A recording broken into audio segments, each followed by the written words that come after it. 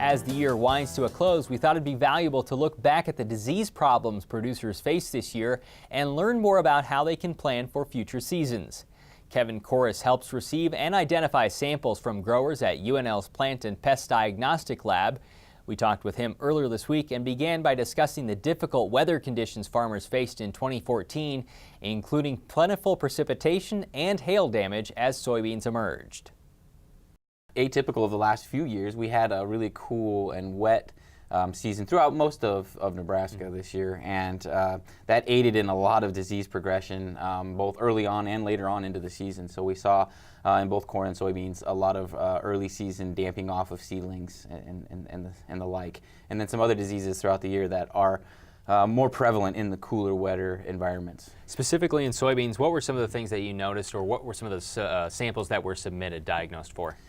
Most of what came in early on had Pythium infection. We saw a lot of Pythium damping off. So we did get a lot of replants in some areas throughout the state, and unfortunately some of those replants, fields that had to be replanted, there were a lot of Phytophthora infestations. So we had both Pythium and Phytophthora affecting seedlings early on, Phytophthora a little bit later than the Pythium. But both of these types of organisms are water molds. They enjoy saturated soils, which we had plenty of with all the rain events in the spring, and they're often associated with not only just saturated soils, but soils of high clay content, lower lying areas of the field as well. Early season, we also had a big hailstorm across many areas of Nebraska. How'd that affect the soybean plant? The damage induced by the hail on both soybean and corn resulted in some foliar blight diseases later on in the season, mostly in corn. We didn't see a lot of that actually in soybean.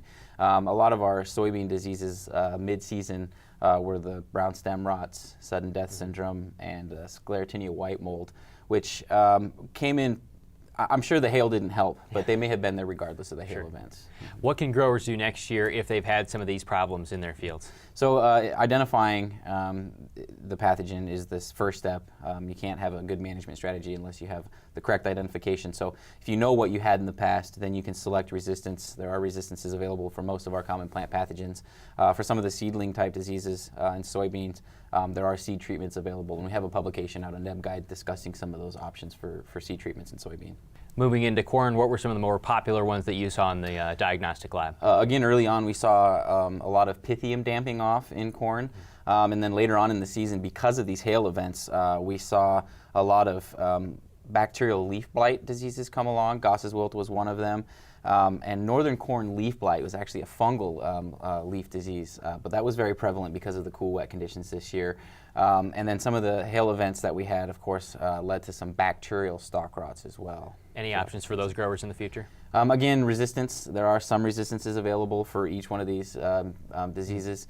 And again, you don't really get to select your seed treatments with corn, but you can put some corn in the ground that does have a seed treatment to help prevent some of those early on Pythium infections. I want to talk about the samples that you actually get. You know, we've done stuff on this show before talking about how to get a good sample that you can actually work with. How is the quality this year? You know, actually, I was pretty impressed throughout the season. I've seen a lot more samples come in that were packaged properly, and what I mean by that is if you have a whole plant come in and you include the root ball, a lot of times there'll still be soil on that root ball, which is fine, but it needs to be enclosed in a separate container so that soil doesn't get on the top portion of the plant, which can kind of contaminate that top portion and make disease diagnostics difficult. So I saw a lot of plants come in where the root ball was contained secondarily, and so they were very clean samples. Later on in the season, though, I still get some growers to send in samples of completely dead material, and it's kind of complicated to get into, but there are some diseases that you can identify once the plant is completely dead. But the majority of diseases become very difficult, if not impossible, to identify once the plant is dead. So we can't do autopsies necessarily with plant pathology. On the Market Journal website, we'll link to more resources on diseases, including a UNL NebGuide on sample submission guidelines.